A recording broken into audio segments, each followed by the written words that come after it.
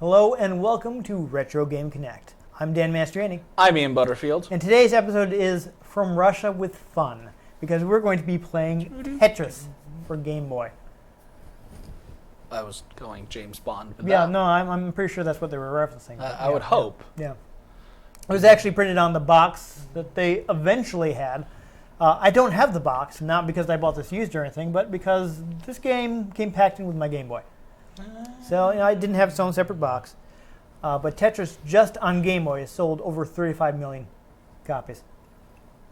I actually have... I'm not sure if this game has been profitable. Yeah, it may have. It's it's something of a big deal. I have a cousin who is old enough to have children my age, and she owned a Game Boy just so she can play Tetris. I remember playing Tetris on my father's flip phone. Yeah, Tetris is a massive, massive phenomenon. In a way, it's also a cultural phenomenon. It's probably the first game to come out from Soviet Russia and be popular all over the world. Yes, in Soviet Russia, game make you. Yes, this game actually snuck out from behind the Iron Curtain. And you think, very simple, very addictive game. You think it would have a simple story. It does not. The story of Tetris is very complicated. I'm probably going to be Butchering names. Yeah, I'm going to... He's going to butcher names. I am. We went over this before we started shooting. He's going to butcher some names. I don't know anything about Russian. I'm sorry. I'm so sorry. I can do stereotypical Russian accent. Yes. That is it. Yeah, that's not really hard, but No. let's cool it on that so we don't anger Russian people. I do a British accent. Any more than my... which British accent? There are a lot of British accents, man. Whatever sort of happens. Hit a little bit of RP. It also gets a bit Australian. Yeah, you got to be careful about that. Boy. So this is the long, complicated, angry tale of Tetris. A long, long time ago in Soviet Russia. It wasn't Soviet Russia. Basically, Tetris was created by a man named Alexei Pajitnov. Pajitnov was a researcher at I'm kind of careless. I actually forgot to write down the name of the place he was working, but he worked with AI. He didn't forget to write it down. It was redacted. Yes, there you go. Yeah, so the KGB told me that I could not tell you where he used to work. I think Vladimir Putin himself was like, Fortunately, he had a shirt on.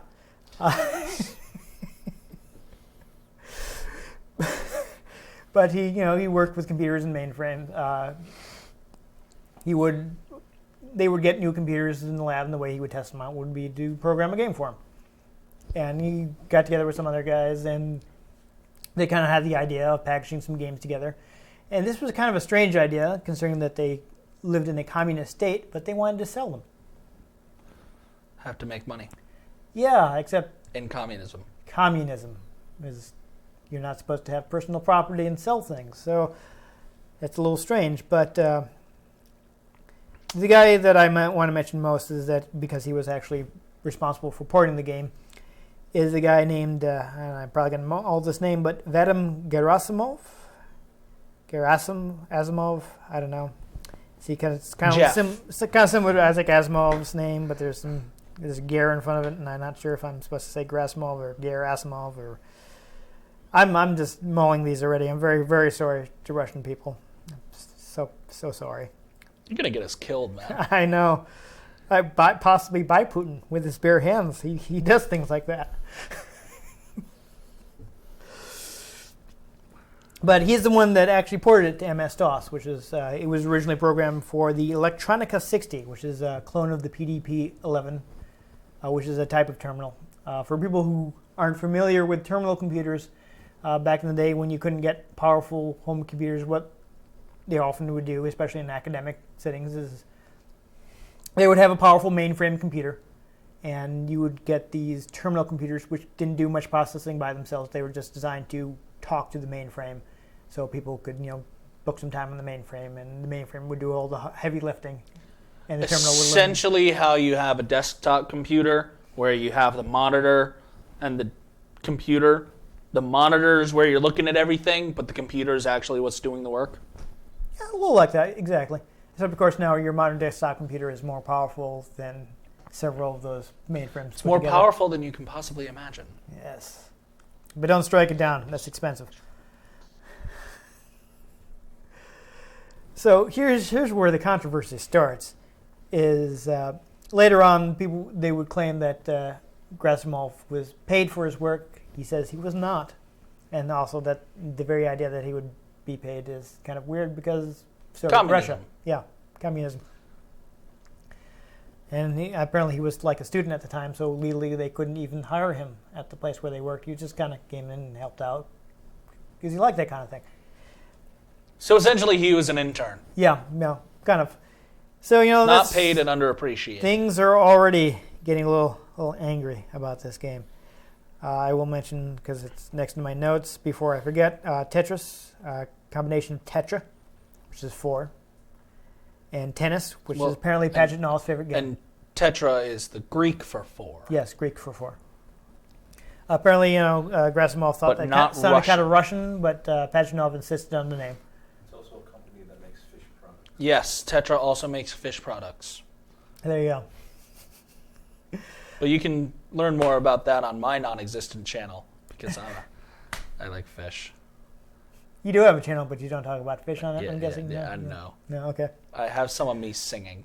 There you go. It was apparently inspired by Petromnos. I guess it's kind of a game where you take shapes that are made with 5 blocks, just whatever variations, and you try to fit them into a certain space. So to fit it into what the computers at the time were capable of, he reduced it to shapes made with 4 blocks. And there's actually an official name. Back in the early 90s, we thought it was tetrads, but the official name is tetrominos. I'm screwing this up. I can't even say this word. It's tetronymos. I think it's tetra and dominoes.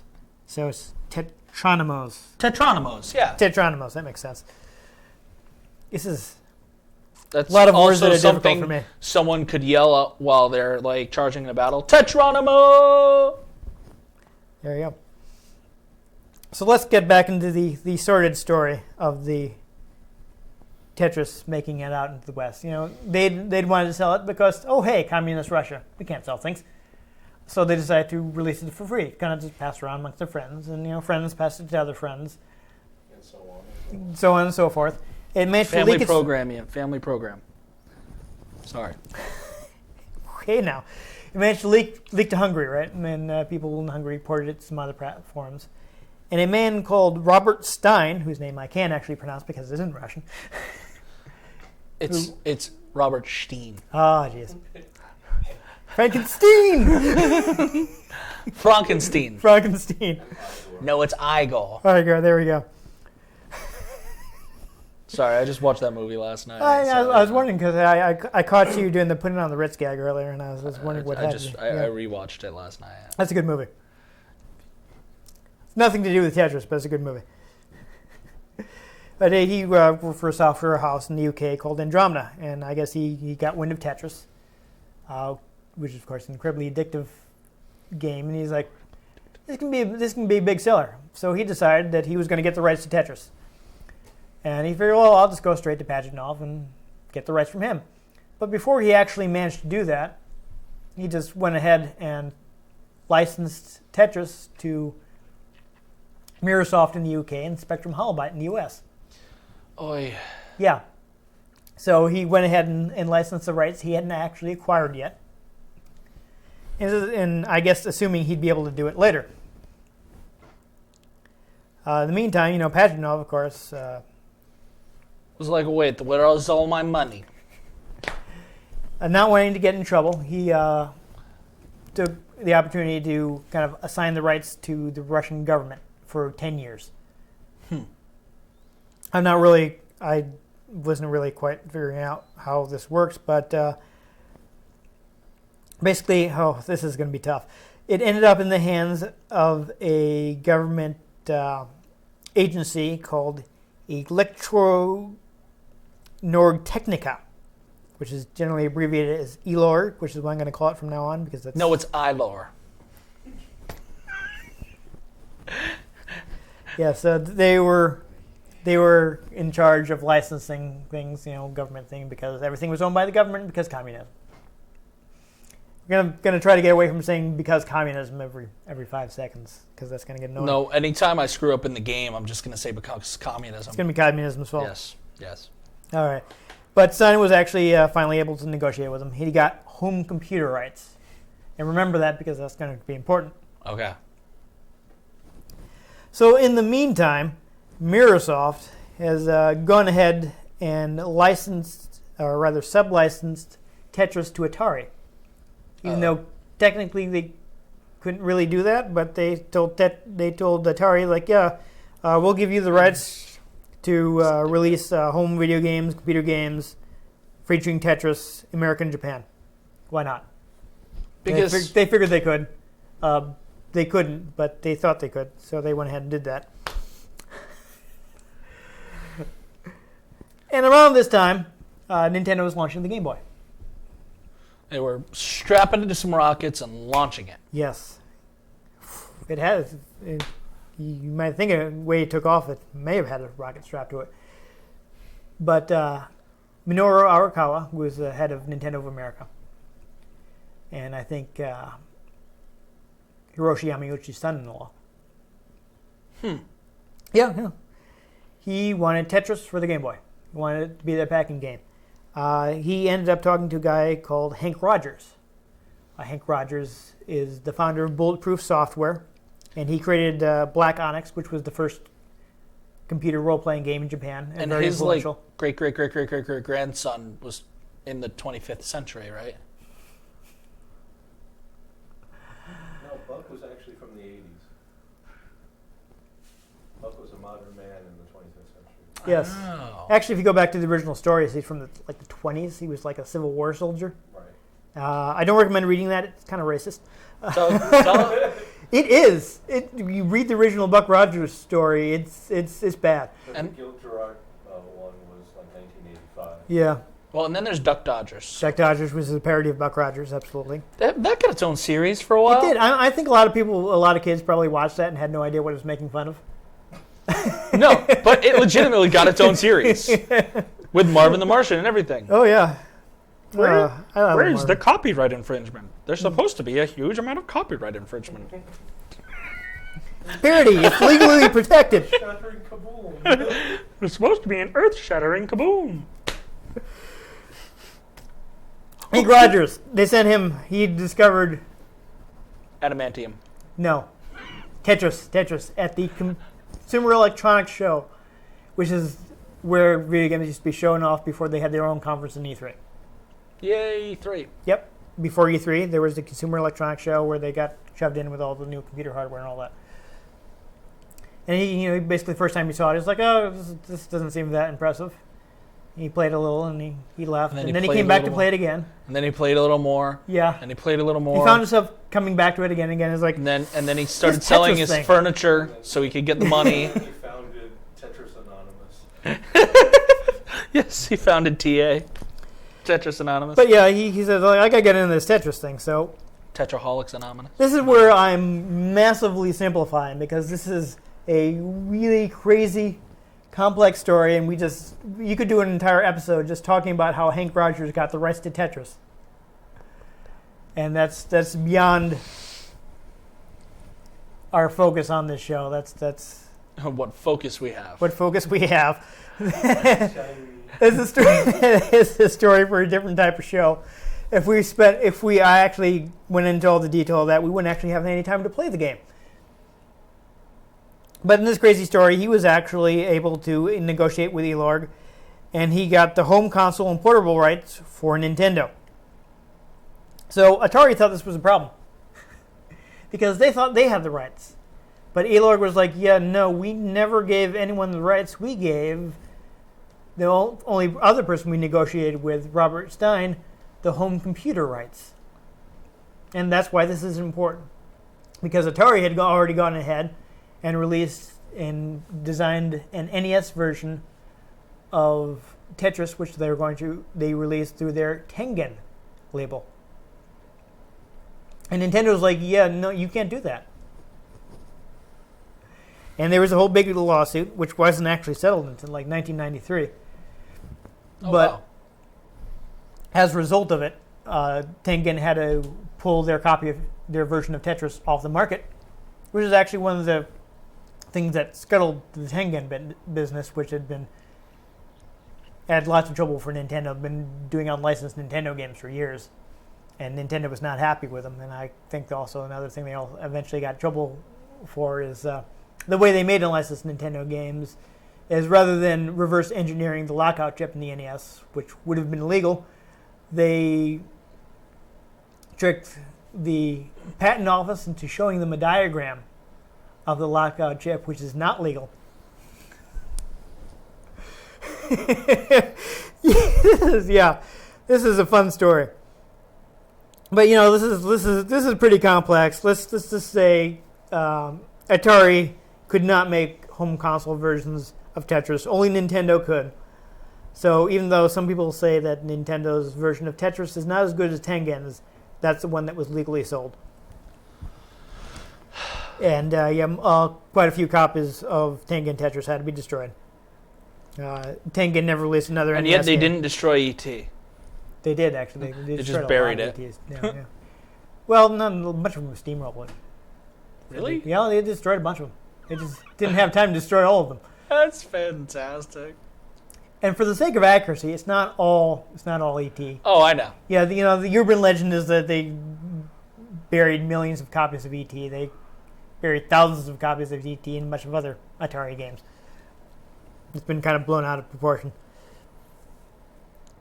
But basically, eventually, They literally dug themselves a hole. they did. Eventually, the rights reverted to Pajitnov. He emigrated to the United States. He finally started making money on Tetris. He and Hank Rogers founded a company called the Tetris Company, who are, a very creative name, I know, who are now the sole licensors of Tetris. They control it. They actually have a long set of guidelines, which I did not bother writing down because I don't think anyone wanted to sit here and listen to me go through 25 or 30 specific points of Tetris that every officially licensed version has to conform to. You should have them Down to the colors of the shapes. You should have them typed out and then just like randomly scroll across the screen really quickly with some really dumb music. If anyone actually cares, it's super easy to Google. Maybe I'll even put a link. And it comes on the screen now. Yeah, it's not happening. I'm not doing that. No, don't wait for it. It's not happening. I've got so much editing to do. I'm not even bothering. It's not going to happen. But you got the rights back. They're basically the sole licensors of Tetris. People have to conform with this long list of Tetris guidelines, which aren't another reason I'm not typing up is because they're not publicly posted. So if you find a list, it's something that's been worked out by fans. So maybe they're all right. I don't want to assume that. And Really, it's just a theory. you're going to get us in trouble. Theoretically. Yeah. Hypothetically. Yeah. So let's. Administer Tetris now. Let's just more specifically about the Game Boy version of Tetris. There is a Game Boy in the New York Pokemon Center, That is isn't true. there? Yes, That still plays the Nintendo World in Nintendo World. Nintendo World in New York. That like went to World War. No, it's not a World War. No, it went into Desert Storm. Operation Desert I was Storm. like, wait, no, that doesn't sound right. Yes, no, no. Desert Storm. Someone brought it with them. The Game with Boy's not that Tetris. Time travel. Oh, there you go. It's the Doctor's Tetris. I wouldn't I wouldn't put past the Doctor to a Game Boy. That would be fantastic. He just like pulls it out playing Tetris. But anyway, no, Gotta do the classics. It literally it got like blown up partially. Yep. The Caused an casing explosion. is like all melty and such. Except it still works, Still worse. and it's still playing a game of Tetris. There's a reason. They keep it plugged in, and it's still playing Tetris. There is a reason they call the original Game Boy the Brick, and it's not just because it's huge. It's because it's practically indestructible. But also, I don't know how it's playing because No one's I playing. think it just runs in attract mode. Maybe it's the ghost of its owner. No, it's just they just leave it running and it shows the. Ghost of its owner. You really want to push the ghost of its owner thing. What's the ghost? It's just the attract mode. It's just running the rolling demo. But still, Games used to have rolling demos because they came from arcades where they had to attract people to it, which is why they call it attract mode.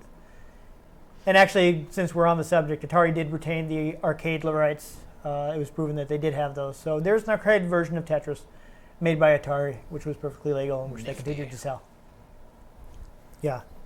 Though other people, of course, have made arcade versions of Tetris since. and knockoff ones for iOS and Android. Oh yeah. It's all over the place.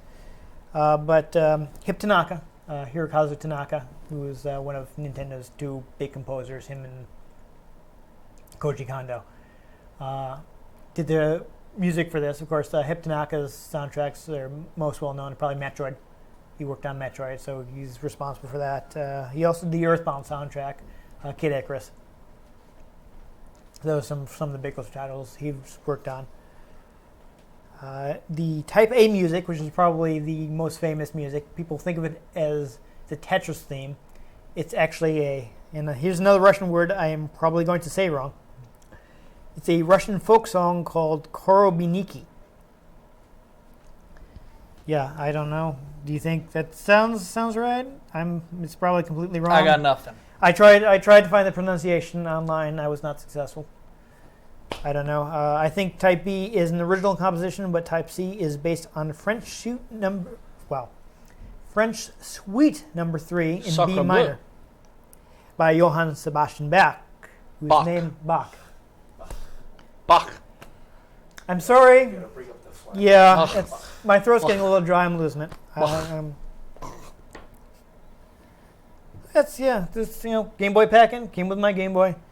I think it was a huge deal for the Game Boy, but I think that's something we can talk about in summation. So we've kind of glossed over the long, twisted tale of Tetris. I think it's time we actually get to the simple pleasure of playing Tetris. Woo!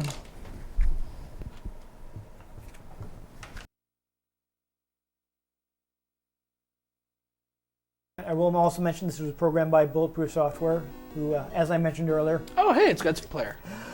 about that. So Oh. we are not able to play two-player. Right, because you this need is- the link cable. Yes, this is the Game Boy game. We would need 2 copies of Tetris and 2 Game Boys. Unfortunately, the Super Game Boy does not support the link cable. It does not have a port for it. Jerks. Yeah, there was a Japanese Super Game Boy 2, which did include a link cable port, but unfortunately never came out anywhere else. So we'll just have to do some one-player Tetris. We won't be able to show off the 2-player mode. But I am not terrible at Tetris, so I think I will be able to get at least one Tetris.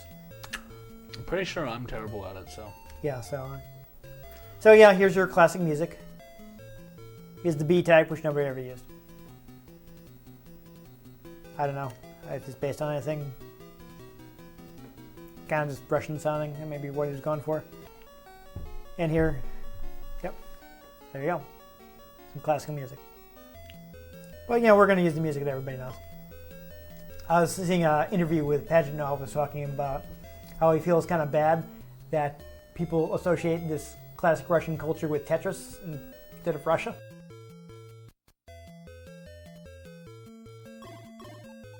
So, of course, I don't know anyone who doesn't know this, but just in case, the object of Tetris is to complete lines.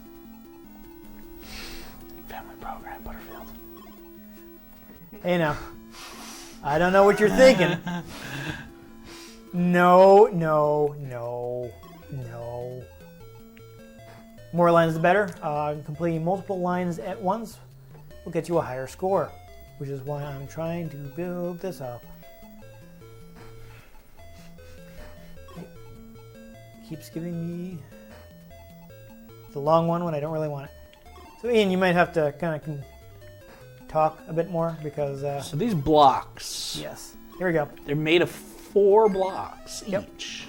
4 lines is the most you can do at once. It is the highest score. They actually call that Hence. a Tetris. Hence Tetris. Tetra 4. There you go. So supposedly, Hank Rogers is Almost actually as the if one. They did that on purpose. They came up with the idea of getting 4 lines a Tetris. It's kind of a marketing thing. So you would get a stronger association between the game. Hey, sometimes that marketing is what really helps to sell stuff. Absolutely. You know Chilean sea bass isn't actually a sea bass? I didn't even know you could get sea bass from Chile. But it's not But a sea apparently bass. you can. Okay, well, a lot of people have heard of Chilean sea bass. It's a delicious white fish, except it's actually known as a Patagonian toothfish. That's its real name. It is an ugly sucker, but they call it the Chilean sea bass because, oh, that sounds fancier. Yeah, I could see people not wanting to eat something called a Patagonian toothfish. Patagonian toothfish. See, Yeah, I that's- think that sounds metal. I want to eat a Patagonian toothfish. They look like the evil cousin of a codfish. There you go.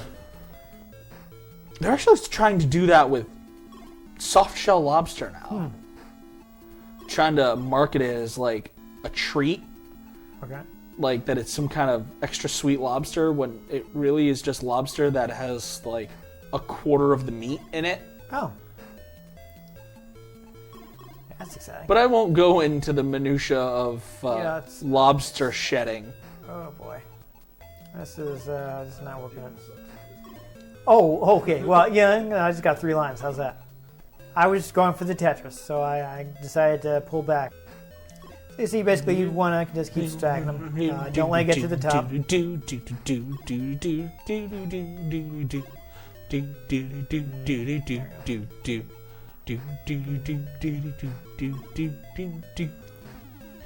Oh yeah. Trying to dig my way out of this hole.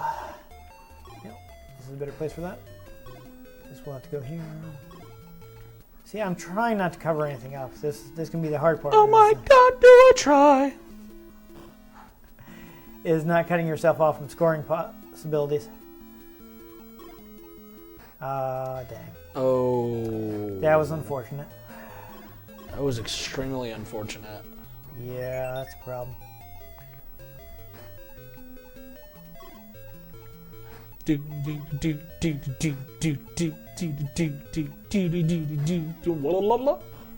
See, I mean, it's hard to talk and play Tetris at the same time, for one thing. But it's... You got to think of how influential Tetris is, because you can get it on like any console. anything. Phones. Phones. I'm sure there's a 3DS version, a DS yeah. version, Yeah, the DS version was pretty good, as I hear. but Though it's actually really rare now because the license only lasted so long, and they had to stop producing it. you know what I heard is really rare? Donkey Kong. Because it's made by Rare. It's joke. Yeah, no, I see what you Game mean. joke. Level 3. Yep. Yes. Oh, there we go. Here's something we definitely want to mention. As you clear more lines, You go up in level. You go up it in goes level. faster, but it doesn't stop and go level 3. You just keep going and going Yep. and going the game until you becomes die. faster and faster. It's sort of like life. Yes. Keeps going and going, and then you die. Something like that. That was not an optimal move. I was getting kind of close to the top. That was too close. Almost lost the radar dish on that one. Yeah, I figured you were going with Star Wars there. I was just waiting for the other. Generally, I'm going with Star Wars. And this guy says, music would haunt my dreams as a child. I didn't want to do that. That was unfortunate. Yeah, I was trying to rotate it again before it hit the ground. You might say your moves in this have been a series of unfortunate events. Oh. Really? Okay. Womp. So there you go. Woo.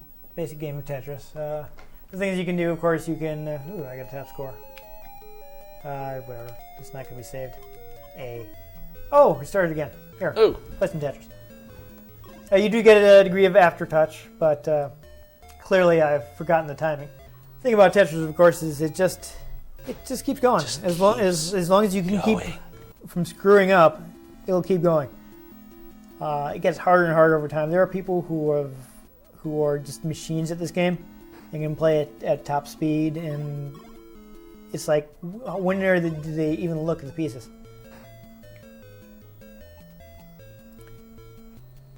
That might have been a technical error.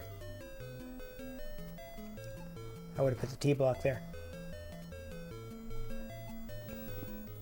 See, if you put the T block there, you would have had a... But anyway, you know... I didn't trust my skill in flipping it. I got you. Well, I think you had enough space to kind of just get to the bottom and slide it over one. You know, you'd think that. It's possible. I've done it once upon a time when I played Tetris regularly, and I was good at it. Ding, ding, ding. I remember it took me a really long time to actually be able to create a Tetris. You know, I mean, I first played this, you know, as a child. I got a Game Boy fairly early. I'm pretty sure I didn't get one in '89, but probably '90 or '91.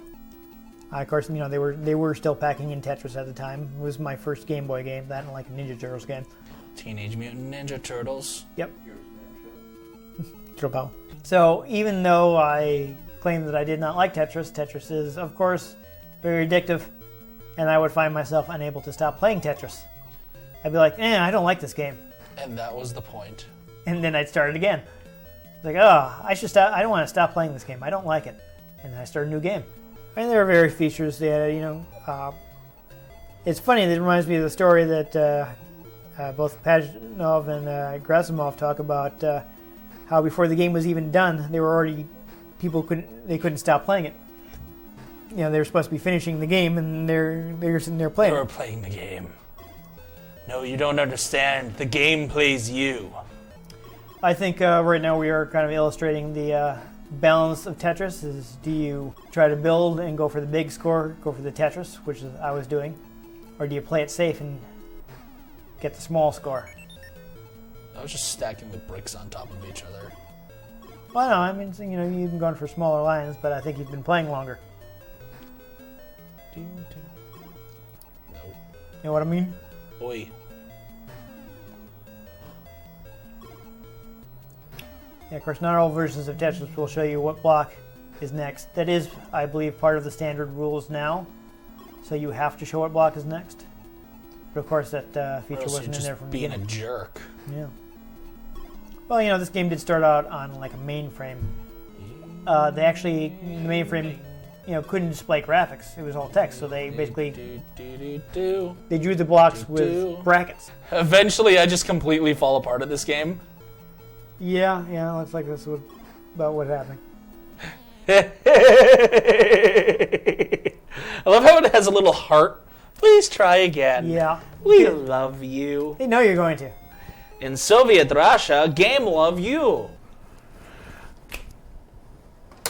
Tetris. So, Tetris. We didn't play it that long because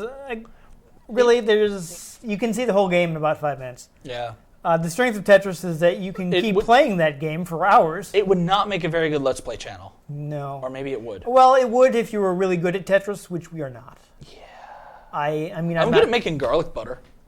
Really? Yes. That is a useful skill. I enjoy garlic. Well, I am Italian. Hey, with the garlic up in here, you gotta use it. Destroy the Death Star. Now you're making me think about garlic bread, and I'm not going to be able to eat any garlic bread. I made garlic bread last night. You know, what are you doing this to me? Because I like to torture people with good food. Yeah, Tetris is probably one of the most addictive games of all time. I don't think anyone's ever really made a better puzzle game than Tetris. There are lots of other good ones. I mean, I feel like that's based on opinion. I mean, let's be fair. Okay, then my opinion is that Tetris better selling, probably not. Yeah. But maybe that's not some people's favorite puzzle game. Well, that's their opinion. I'm just saying. Yeah, It's a very opinionated thing. Okay, let's try rephrasing this. No one's managed to beat Tetris. No one's managed to make a better Tetris. You can't beat Tetris because it just doesn't end. Exactly. I mean literally too, because they just keep putting it out for more stuff. Yeah. I mean, there are other great puzzle games, but nothing's really managed to get the same success as Tetris. Oh gosh, no. This is good. This is a factual statement. This is not just my opinion. Tetris is Someone's gonna like yell the at king us in the puzzle game. comments about it. Either way. From simply a sales standpoint, I think it's safe to say that Tetris is king. Nothing's sold more than Tetris, which is ironic considering that it came from a communist country. Yeah, it's czar. There you go. Tetris is czar. Yes. Must connect blocks for Mother Tetris. I think this joke is falling apart. Let's move on. It's, as mentioned, it's available on everything. If you want to play Tetris, you don't have to go find. You might even be able to play it on your shoe. Okay. If you have some kind of technological shoe, like a shoe that you put. Maybe a like you have smartphone a shoe phone, like in Get Smart, which is a reference that Alex is getting, but no one else will. I get that. All right. Oh, that's right. They made a movie. I understood that reference. They made a movie, so Never saw it, people may actually know what Get Smart is. Did they still have the shoe phone in the movie? I didn't watch it. All I know is The Rock was in it. They did. Okay. Yeah, you could play it on your Pip-Boy. There you go. If you happen I to am get also too young the collector's Get edition Smart, Fallout but 4. they reran it on Nick at Night when I was a kid, so that's how I know it. You could probably even play it on like smartwatches. You can. I'm pretty sure you can. It's on phones. You could go to Tetris.com and play it in your browser. You could get blocks and just stack them. You can. You can buy like replica Tetris blocks. There's Tetris-shaped furniture. You could play Jenga. There's officially Jenga licensed Tetris. I know. I was just saying licensed it's Jenga. kind of. I think there are both actually. You can get like storage cubes that fit together like Tetris blocks. They're shaped like And Tetris. then they disappear. That would be very inconvenient to lose all your stuff, right? And then you have no stuff in your home. Maybe they need to make Tetris garbage cans that when you form them into a line, they just obliterate your trash. It sounds like it'd be environmentally friendly. Very green. Get on it. There you go, Somewhere out there. Tetris Company. That's your next product. Hank Rogers is very big on the environment. That is from the. That's actually true. He's big on the environment. That is So I from the do agree. 25th century, right there. One of his life goals is to help get the planet off fossil fuels, starting with Hawaii, because I guess that's where he lives. But he won't let people get off Tetris. No, you can never. Although we escape keep Tetris. getting off Tetris because we have short attention spans. You will never escape Tetris. I'm blaming the lack of sleep. I slept very poorly last night. I slept poorly, but that's just because my bank account is not very happy with me. Slept poorly. He's doing a pose to let you know he made a joke in case you didn't catch it. My arms might have been off screen. It's a risk. It's a thing that can happen. Yeah. It's something you have to be careful about when you're Just pretend my arms are like coming out of your. the YouTube industry. Screen. I don't know. My arm is out of frame and no longer exists. That's how the joke works when people are always running to things that they should theoretically have been able to see. But since they were out of frame, they don't exist until they're into frame. And people just run into them. It's kind of weird. It's like a meta joke. And while this has very little to do with Tetris, except for the blocks come from off-screen, they don't exist until you can see them. Back to Tetris. Multiverse theory. Sorry, no. You know We're what? not going to delve into that. Who doesn't know about Tetris? I think, yeah, whatever. Go to Tetris.com. You can play it right Play now. Tetris. Spend hours of your life playing this steal game. your life away. You'll Our either be very cameraman happy is with us familiar with this. He or lost very it. angry with us for telling you to play Tetris. But if you're But angry you at gotta do us, it. if You're you're not angry, going to be able to stop. but if you're angry at us, should you really be taking life advice from a YouTube video about retro games? You know, we're here to talk about video games. We're not a life coach. What's wrong with you? Just do it! That's going to be an old reference at this point in the age of the internet when this comes Yeah, out. it's fine. Whatever. We're all about old stuff anyway. Right? Yeah. You mad, bro? We make old jokes. We do it over 9,000 times. Yes! Now that we've made so many jokes, I can have a cheeseburger.